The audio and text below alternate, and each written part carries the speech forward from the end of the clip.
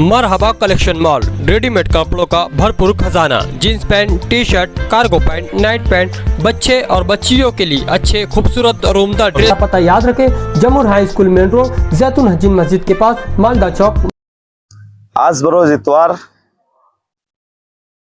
हम मालेगांव से नागपुर के लिए निकले हैं। तकरीबन आज से 25 दिन पहले मालेगांव से कुछ 5 लोग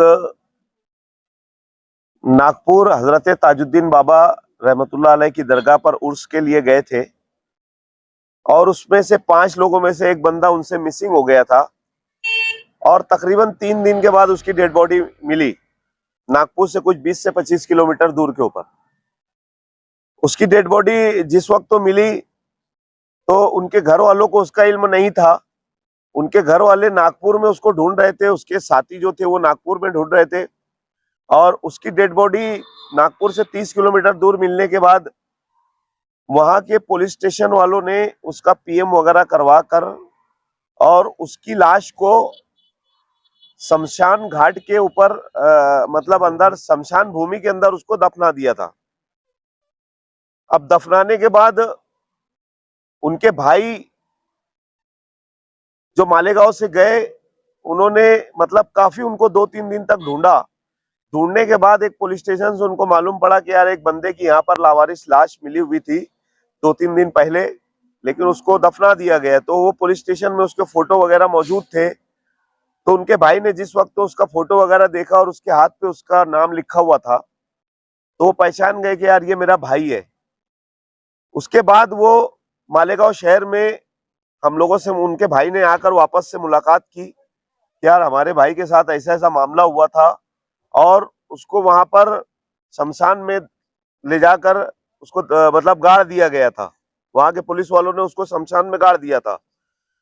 फिर मैंने वहां से हमारे जो अल्पसंख्यक आयोग के जो चेयरमैन है जनाब प्यारे खान साहब, उनसे फोन पे राब्ता कायम किया और वहां से उठ के फिर हम लोग जो हमारे माजी आमदार है आसिफ शेख रशीद साहब, उनसे हम लोगों ने मुलाकात की। फिर उनके जरिए और हम लोगों ने एक और मतलब जैग लगाया, एक सोर्सेस लगाया और उसके बाद से हम लोग जो आसिफ शेख रशीद साहब है वो, मैं, हमारे फकीर हाजी साहब, साबान भाई, न्याल हाजी फ्रूट वाले, खालिद इसके साहब, हम लोग सब इस मामले के अंदर लगे और तकरीबन आज 20 से 22 दिन होता आया है। तो उनके भाई जो है वो वहां पर मौजूद थे बेचारे। काफी उनकी मेहनत रही कि वो प्यारे खान साहब से टच होकर, उनके जो पीए थे उनसे टच होकर हम लोग रेगुलर रास्ते में थे।